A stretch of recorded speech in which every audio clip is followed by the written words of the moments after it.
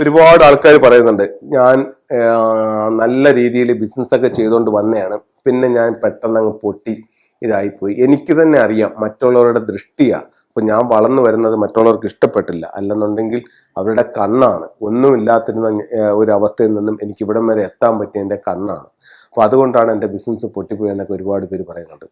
അപ്പൊ കണ്ണുണ്ടോ ഇല്ലയോ എന്നുള്ളത് ഒരു കാര്യമാണ്. പക്ഷെ അതിന് നമുക്ക് ഫെങ്ഷുയിൽ ഒരു റെമഡി ഉണ്ടെന്ന് പറഞ്ഞു കഴിഞ്ഞാൽ ടർക്കിഷ് ബ്ലൂ ഐ എന്ന് പറഞ്ഞിട്ട് ഉള്ള ഒരു ടൂള്.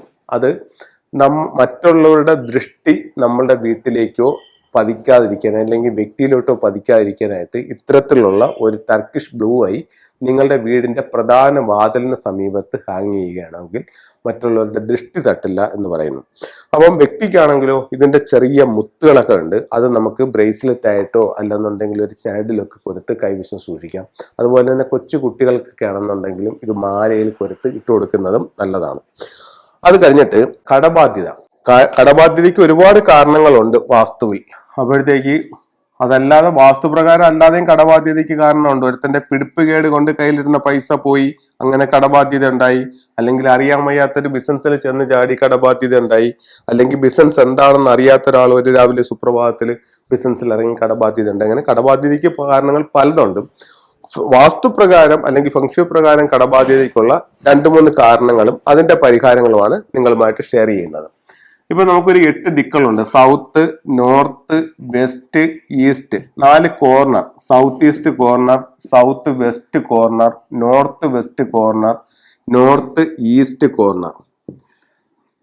തെക്ക്, വടക്ക്, കിഴക്ക്, പടിഞ്ഞാറ്. തെക്ക് പടിഞ്ഞാറ്, വടക്ക് പടിഞ്ഞാറ്, വടക്ക് കിഴക്ക്, തെക്ക് കിഴക്ക്. അങ്ങനെ 8 ദിക്കും ഒരു ബ്രഹ്മസ്ഥാനം.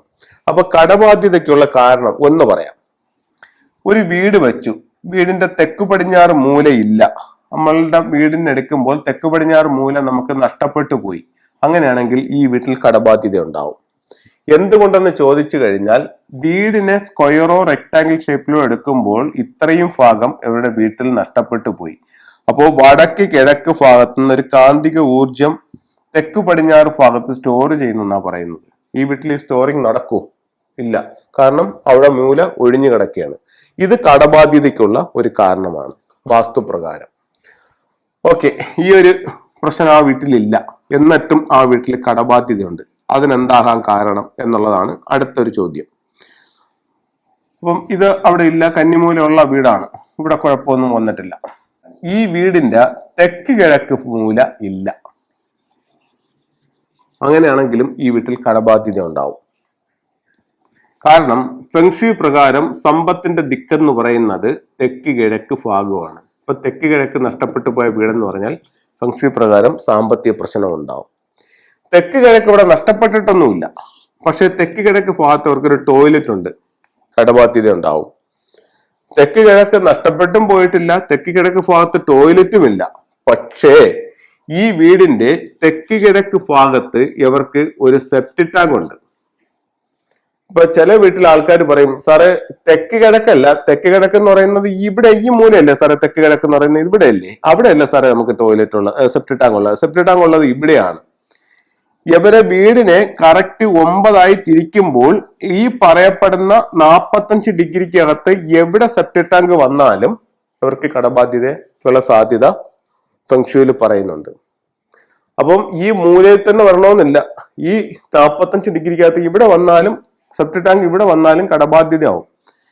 ഇത് ഒരുപാട് വീടുകൾ നോക്കി അവരുടെ അനുഭവത്തിൽ നിന്ന് പഠിച്ച കാര്യങ്ങൾ നിങ്ങളുമായിട്ട് ഷെയർ ചെയ്യുന്നതാണ്. നിങ്ങൾക്ക് ഇതിൽ സംശയമുണ്ടെങ്കിൽ നിങ്ങളുടെ വീടിന് സമീപത്തുള്ള നിങ്ങളുടെ ബന്ധുക്കളുടെയോ ഒരു 10 വീടുകൾ നിങ്ങളെടുത്ത് ഇത് പരിശോധിച്ച് നോക്കൂ.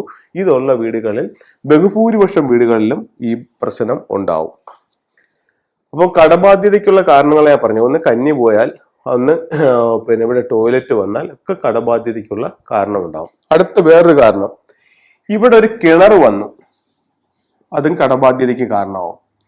ഇവിടെ ഒരു കിണർ വന്നു, അതും കടബാധ്യതയ്ക്ക് കാരണമാവും. ഇവിടെ കിണറുണ്ടെങ്കിലും കടബാധ്യത ഉണ്ടാവും, ഇവിടെ കിണറുണ്ടെങ്കിലും കടബാധ്യത ഉണ്ടാവും. ഇനി ഇവിടെ നിങ്ങളുടെ വീട് വെച്ചപ്പോഴത്തേക്ക് പറഞ്ഞു കഴിഞ്ഞപ്പോൾ പലർക്കും പലതരത്തിലുള്ള ഭൂമിയാണല്ലോ. അപ്പൊ അങ്ങനെയാണെന്നുണ്ടെങ്കിൽ ഒരു മലയോര പ്രദേശത്തുള്ള ഒരു ഭൂമി, ഈ കന്നിമൂല ഭാഗം ഇവിടെ മൊത്തം അങ്ങ് താന്ന് കിടക്കുകയാണ്, ഒരു അഗാധമായ ഗർത്തം പോലെ കിടക്കുക.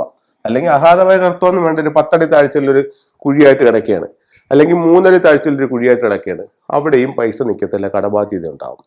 ഇനി ഇതിനേക്കാളൊക്കെ ഇതൊന്നുമില്ല, ഈ പറയുന്ന പ്രശ്നങ്ങളൊന്നും നമ്മളെ ബാധിച്ചിട്ടില്ല, ഈ പറയുന്ന വീടിന്റെ വാസ്തുപ്രകാരം ഇതൊന്നും ബാധിച്ചിട്ടില്ല, എന്നിട്ടും കടബാധ്യത ഉണ്ട് എന്ന് കരുതുക. അതെന്തുകൊണ്ടായിരിക്കാം എന്നുള്ള മറ്റൊരു റീസൺ കൂടെ പറയാം. ഇത് സൗത്ത് ഈസ്റ്റ് ആണല്ലോ, ഇത് ഇവരുടെ പ്രധാന വാതിലാണെന്ന് വെച്ചോ. ഞാനൊരു എക്സാമ്പിളാണ് പറയുന്നത്. ഇവരുടെ വാതിലില് ഇവിടെ നിൽക്കുന്ന നക്ഷത്രം 9, 7 ആണെന്ന് കരുതുക. ഈ വീട്ടിൽ കടബാധ്യത ഉണ്ടാവും. എന്തുകൊണ്ടെന്ന് വെച്ച് കഴിഞ്ഞാൽ ഈ 7 എന്ന് പറയുന്ന ആള് പ്രശ്നക്കാരനാണ്. ഇതൊരു നക്ഷത്രമാണ്. നിങ്ങളുടെ വീടിന്റെ ഓരോ ദിക്കിലും ഈ പറയപ്പെടുന്ന നക്ഷത്രങ്ങളുണ്ട്. ഇപ്പം ഇത് ഞാൻ എക്സാമ്പിൾ പറയാണ്, ഈ നക്ഷത്രങ്ങൾ തന്നെ വരണമെന്നില്ല, പല പല നക്ഷത്രങ്ങളായിട്ട് ഇങ്ങനെ പല ദിക്കുകളിലും എല്ലാ വീട്ടിലും ഉണ്ട്. ഒരു വീട്ടിലും ഇല്ലാതില്ല. ഒരു മുറി കടയിലായാലും ശരി തന്നെ, ഒരു വീട്ടിലായാലും ശരി തന്നെ, എല്ലാ സ്ഥലത്തും ഇതുപോലുള്ള പല പല രീതിയിൽ നക്ഷത്രങ്ങളുണ്ട്. അപ്പം അത് ഓരോ വീട്ടിനും വ്യത്യസ്തമായിരിക്കുമെന്നേ ഉള്ളൂ. ഇത് ഈ ഓർഡറിലൊന്നും വരണമെന്നൊരു നിർബന്ധമില്ല. ഞാൻ ജസ്റ്റ് നിങ്ങൾക്ക് മനസ്സിലാവാൻ വേണ്ടിയിട്ട് ഒരു 9 ദിക്കിലും വരുന്ന നക്ഷത്രങ്ങൾ എഴുതിയാണ്. ഇവിടെ നിങ്ങൾക്ക് ഈ എൻട്രൻസിൽ ഒരു 9, 7 കോമ്പിനേഷൻ ആണ് നിൽക്കുന്നത്. ഇവിടെ നിങ്ങളുടെ പ്രധാന ഡോറാണ് നിൽക്കുന്നതെന്നുണ്ടെങ്കിൽ ഇവിടെ മറ്റുള്ളവർ നിങ്ങളെ പറ്റിച്ചുകൊണ്ട് പോവും, നിങ്ങൾക്ക് കടബാധ്യത ഉണ്ടാവും.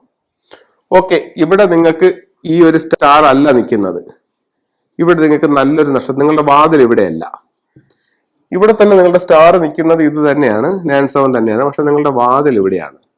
അങ്ങനെയാണെന്നുണ്ടെങ്കിൽ നിങ്ങൾ ഈ റൂമിലാണ് കിടക്കുന്നതെങ്കിലും കടബാധ്യത ഉണ്ട്. അങ്ങനെ കിടക്കുന്നതിലാണ് 7ലാണ്. അപ്പം ഇതൊക്കെ കടബാധ്യതയ്ക്ക് കാരണമാണ്. അപ്പൊ ഇത് നമുക്ക് എങ്ങനെ തിരിച്ചറിയാൻ പറ്റാന്ന് പറഞ്ഞു കഴിഞ്ഞാൽ, ഒരാൾ ഫോൺ വിളിച്ച് ചോദിച്ചെന്നും പറഞ്ഞൊന്നും നമുക്കൊന്നും പറയാൻ പറ്റത്തില്ല. ഇത് ഓരോ വീട്ടിലും ചെന്ന് വീടിന്റെ കൃത്യമായുള്ള പ്ലാനും അതിന്റെ ഫ്ലൈങ് സ്റ്റാർ നമ്പരും എടുത്ത് അതിനെ അവിടെ ഇരുന്ന് അളന്ന് വരച്ച് കറക്റ്റ് ചെയ്തിട്ട് മാത്രമേ നമുക്കിത് അവരുമായിട്ട് ഷെയർ ചെയ്യാൻ പറ്റത്തുള്ളൂ. അപ്പം ഇത്തരം കാരണങ്ങൾ കൊണ്ടും കടബാധ്യത ഉണ്ടാവാം. ആദ്യം ഞാൻ പറഞ്ഞതുപോലെ നമ്മൾ പിടിപ്പില്ലാത്ത ബിസിനസ് ചെയ്ത് കടബാധ്യത ഉണ്ടാവാം. അതല്ലെന്നുണ്ടെങ്കിൽ നമ്മുടെ ഒരു പാർട്ട്ണർ നമ്മളെ പറ്റിച്ചാൽ കടബാധ്യത ഉണ്ടാവാം. അങ്ങനെ കടബാധ്യതയ്ക്കുള്ള കാരണങ്ങൾ പലതാണ്. അതിനപ്പുറത്തേക്ക് വീടിന്റെ വാസ്തുപ്രകാരം ദോഷങ്ങൾ ഉണ്ടെങ്കിലും കടബാധ്യത ഉണ്ടാവാം. അതിന്റെ പ്രശ്നങ്ങൾ എന്തൊക്കെ ഏത് രീതിയിൽ വരാമെന്നുള്ളതാണ് നിങ്ങളുമായിട്ട് ഷെയർ ചെയ്തത്. അപ്പൊ ഇത്തരത്തിൽ കടബാധ്യതകളുള്ള ആളുകളുണ്ടെന്നുണ്ടെങ്കിൽ ഇതൊന്ന് മനസ്സിലാക്കുക. ഒരു നല്ല ഫെങ്ഷി കൺസൾട്ടന്റിനെ വിളിച്ച് കാണുക. നിങ്ങൾക്ക് കടബാധ്യത ഒന്നുമില്ല, നിങ്ങൾ നല്ല രീതിയിൽ മുന്നോട്ട് പോവുകയാണ്, നിങ്ങൾക്ക് ഇപ്പൊ പ്രശ്നമൊന്നുമില്ല എന്ന് കരുതുക. എന്നിരുന്നാലും നിങ്ങൾക്ക് ഈ ഒരു സയൻസ് പറഞ്ഞപ്പോൾ ഇതിൽ ചില വസ്തുതകളുണ്ട്, ചില സത്യങ്ങളുണ്ട് എന്ന് നിങ്ങൾക്ക് ബോധ്യപ്പെട്ടിട്ടുണ്ടെങ്കിൽ ഉറപ്പായിട്ടും നിങ്ങളുടെ വീടിന്റെ ഫ്ലൈങ് സ്റ്റാർ എടുത്തുനിന്ന് കയ്യിൽ വെക്കുക. കാരണം നിങ്ങളുടെ വീടിന്റെ ഓരോ ദിക്കിലും വർഷാവർഷം നക്ഷത്രങ്ങൾ മാറി വരുന്നുണ്ട്.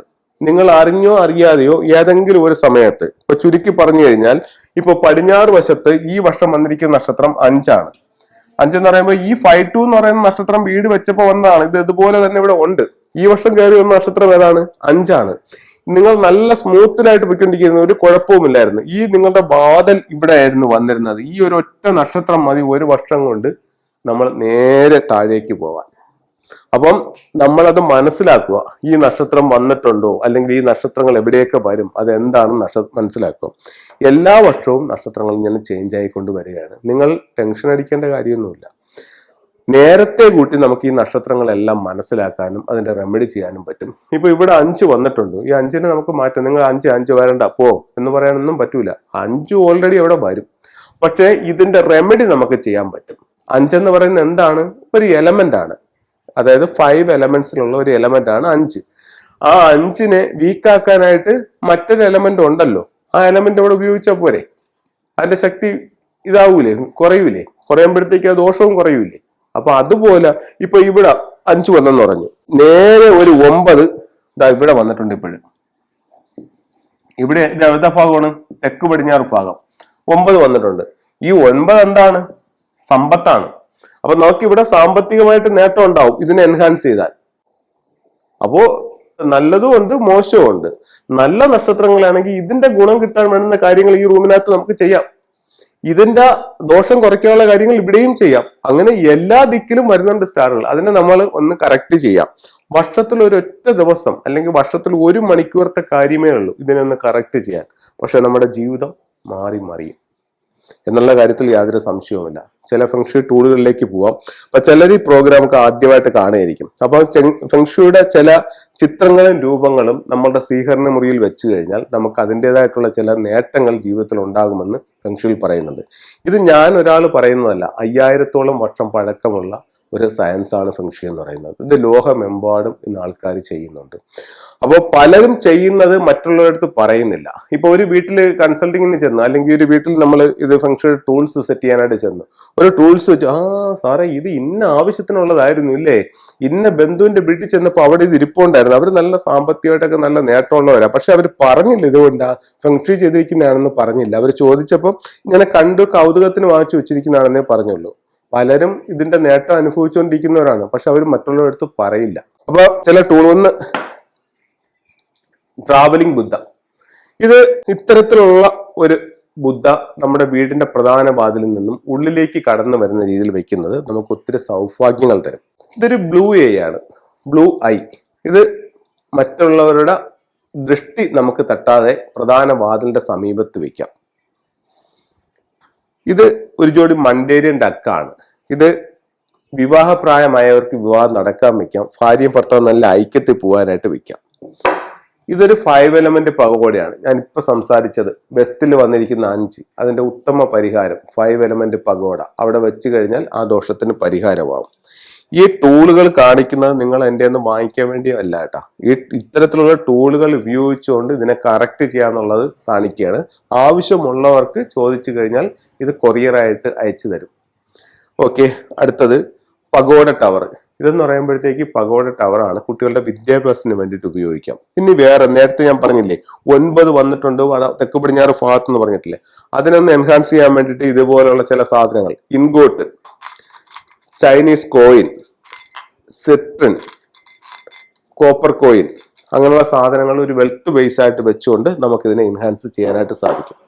അപ്പോൾ ഇത്തരത്തിലുള്ള ഓരോ ചിത്രങ്ങളും രൂപങ്ങളും ഈ സയൻസും ഒക്കെ നമ്മുടെ ജീവിതത്തിൽ വലിയ സ്വാധീനങ്ങൾ ചെലുത്തുമെന്നുള്ള കാര്യത്തിൽ യാതൊരു സംശയവുമില്ല. നമ്മളുടെ പ്രശ്നം എന്താണ്, നമ്മൾക്ക് ഇതിനെപ്പറ്റി അറിയില്ല. അറിയാത്തത് കൊണ്ട് നമ്മളിത് ചെയ്യുന്നില്ല. അറിഞ്ഞവർ ചെയ്യുന്നു, അവർ വിജയിക്കുന്നു. അപ്പോൾ ഈ ഒരു സയൻസ് നിങ്ങൾ മനസ്സിലാക്കുക. എല്ലാവർക്കും എല്ലാ സൗഭാഗ്യങ്ങളും ഉണ്ടാവട്ടെ എന്ന് പ്രാർത്ഥിച്ചുകൊണ്ട് നിർത്തുന്നു. നന്ദി, നമസ്കാരം.